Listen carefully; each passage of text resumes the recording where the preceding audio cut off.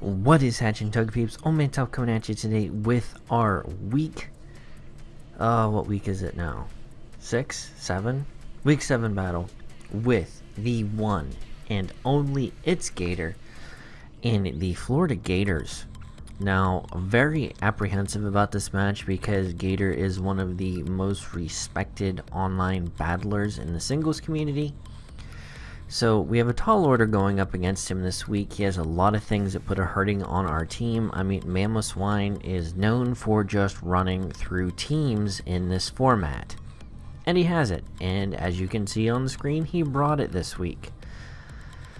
Now, the team we brought gives us the best chance, I feel, against the team that he has. So let's get into this match and see how well we can do against It's Gator and the Florida Gators. So if you're excited about this match, hit that thumbs up button. If you're not excited about this match, sit on your thumbs up.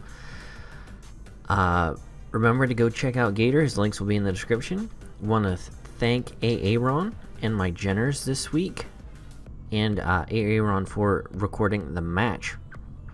So we have a very unfavorable match right out the gate. I wasn't entirely certain what he would be doing or wanting to do right away, and I saw this as an opportunity to get a huge hit off on something, as I kind of thought turn 1 he would probably be setting up rocks. So as you see, we go for the earth power here. Because of thick fat, this would do more than an ice beam would.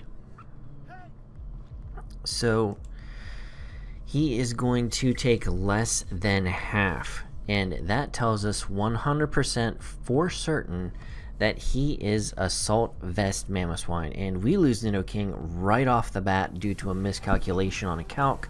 Was not anticipating Assault Vest Swine, and it comes back to hurt us big time. We should have just switched out right off the bat into Beyblade or Hitmontop, but we didn't, and it cost us Nidoking. So we are down to one of the best competitive battlers, 5-6 right out the gate, and that's no bueno. So he's going to switch out here, and he's going to send out Saber, which is his Latios, and we're just going to drop a Toxic. Toxic is going to hit, and that is going to help us to slowly whittle this thing down, which is fantastic. We're going to have to switch out here because we can't take Psyshock to the face, and we don't want to try and take a Draco Meteor to the face. So we're going to switch out. We're going to bring out Pop-Tart because Pop-Tart resists the Psychic type attack and should be able to take a Draco Meteor. I'm going to take that. Easy peasy lemon squeezy, does less than 25%. And he's going to start accruing the damage. He's going to switch out because he has to, and he's going to send out Caster, which is his Pyukumuku, and I'm still not entirely certain what all this thing can do. It's a very peculiar Pokemon. All I know is it stands in the way, it takes hits, and doesn't get Scald Burn turn 1, which makes me sad. It's got leftovers. I know it doesn't get any attacks, they're all passive attacks, and Orbital and passive, things of that nature. So we just go into Coco Beware. Pretty decent against the entirety of his team. He's going to set up the light screen here, which was an interesting little tech he had on his team, which is going to help him out a lot. So it makes me wonder if he's possibly running dual screens. He is going to switch out here, not wanting to take the possible wild charge. We are just going to U-turn out here because it's our safest play. I didn't think he was going to stay in because even with the light screen up, Thunderbolt does a huge amount of damage. So we're going to get the initiative here, and we're going to go out into Beyblade. And again, fantastic. He's just going to switch out here again. Probably going to go back out into the Latios. We've done more or less all we can to it. Go for the low kick because it's our best move against the Swine there. So he brings in Saber. Again, we don't really have much we can do to it. We're going to switch straight into Coco Beware here because I thought he would drop a Draco this time and or go for the Roost to try to heal off the damage. I thought he might go for a Draco there to catch the incoming Slowking. But this does put us in a very good position. He's pressured to go out. We outspeed this thing 100% of the time. And that is just awesome. We're able to get off a safe U-turn here. And he's going to send out his Heatran. He's got the air balloon, which we are going to be able to pop with this U-turn, which is just fantastico and makes me super much happy. And we're going to go out into our Boomstick, which is Staraptor. Staraptor comes in. We got the Intimidate this week, able to take, make it easier for us to beat Mamoswine 1v1. After the Intimidate, he is going to stay in here, which I thought was really surprising, because after the balloon popped, I knew for a fact he wasn't Tropical Berry to weaken the fighting type attacks. He's going to set up the rocks here.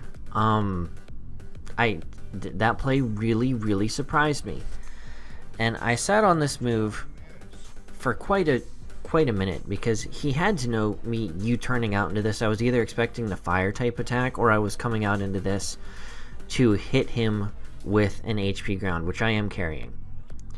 And the way he's just kind of sitting on this thing, I didn't know what he was going to do. I really thought he was going to switch out, and I make a huge miscalculation right here, and it makes me cry. Because had I gotten this off and he switched out into something and I got this flame charge up, I destroy whatever comes in. Shadow Ball destroys half of his team, HP Ground destroys some of his team, and Flamethrower or Fire Blast, I forget what I was carrying this week, takes it out, but he just stays in and Earth Powers. So I'm like, okay, we live the Earth Power. At this range, I think there was I don't know his exact investment, but we do not hit him hard enough to take him out, and that miscalculation costs us our Chandelure, and I'm just like, we could have Earth Power or HP grounded that first turn, guaranteed this thing was going to go down, and then we would possibly be able to catch him on a switch, getting the flame charge up the second turn, but we didn't do that, and it cost us Chandelure without knocking this thing out, and that really upset me, and it threw me off this part of the match because we're down 2-6, or 4-6 right now, and that's not good. So I go into Coco Beware, and I'm like, okay, the range he's at, we should be able to U-turn.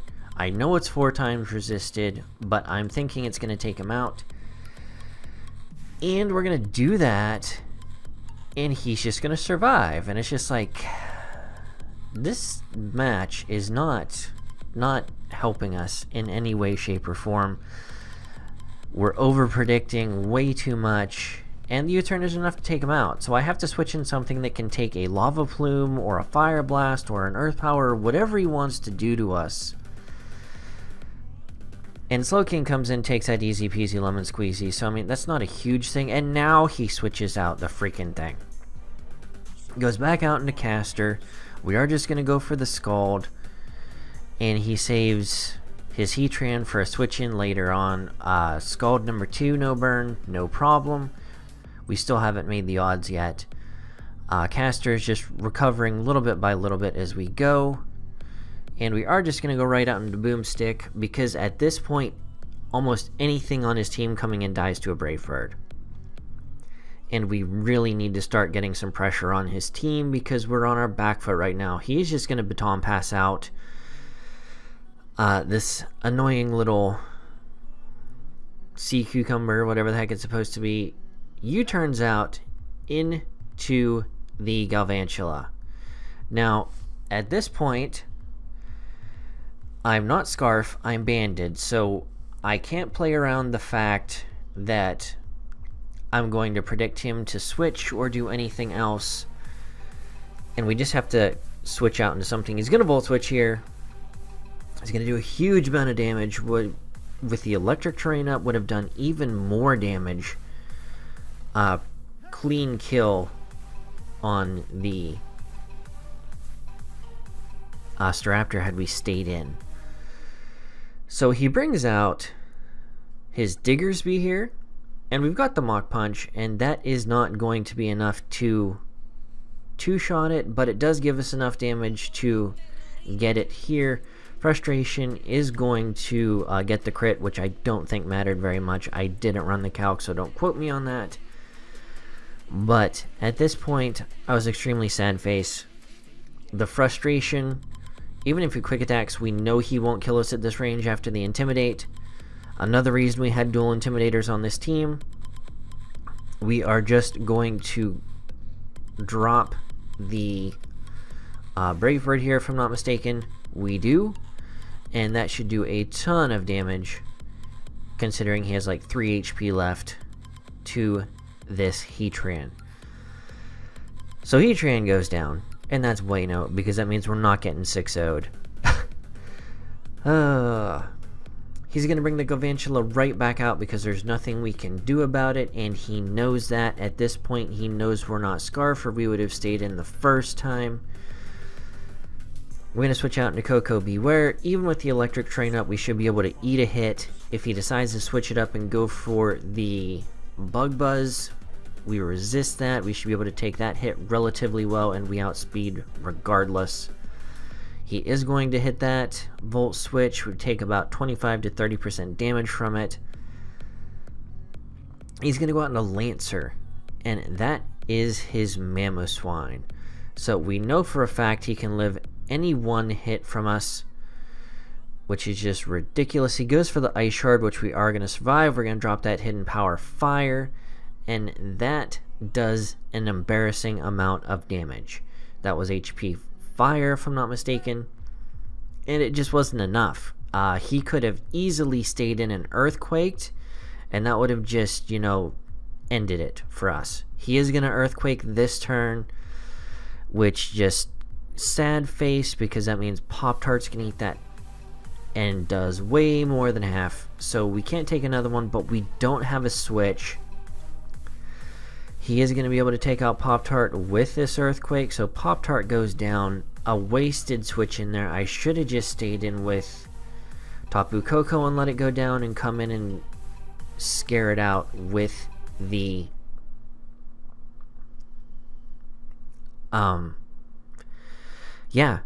with the Slowking. Turn after that, Ice Shard's going to hit us hard here. After the Intimidate, it's still going to be able to take us down. Critical hit, don't really think it mattered, because what else was going to happen at this point? We were so far down, it doesn't matter. We do still have Coco, who, like I said, had we let this thing go down, we would have gotten off one more hit with an HP Fire, which would have put this thing easily within revengeable range of the Slowking had he decided not to switch it out. But that did not happen. He probably would have just switched Pyukumuku back in, and we get 5-0'd by Gator. And I mean, a fairly embarrassing performance where nothing we thought making aggressive plays actually panned out for us. He played safe pretty much the whole match, and it just paid off in spades for him. He had the better team prep, good team matchup for him, and yeah, it is really starting to show that this draft was not suited to the play style that we normally do, especially compared to last year. But we've still got, this was week 7, we've still got 5 more weeks of games to try and get the kinks worked out and get a win knocked out for this season. So we're not trying to get too down on ourselves, and we are just going to keep moving forward and do our best week by week. So once again, thank you, It's Gator, for the awesome matchup. You are every bit as much good as your reputation precedes you. So yeah, don't forget to check him out. I'm sure if you know me, you know who he is, and you probably follow him already. But if not, go sub him up. Like I said, links will be in the description. Thanks to everyone who helps get my stuff done each week. From the graphics to the recording of the matches to Jenning. So thank you all. This is OldManTup, and we will catch you guys on the flip side. Peace.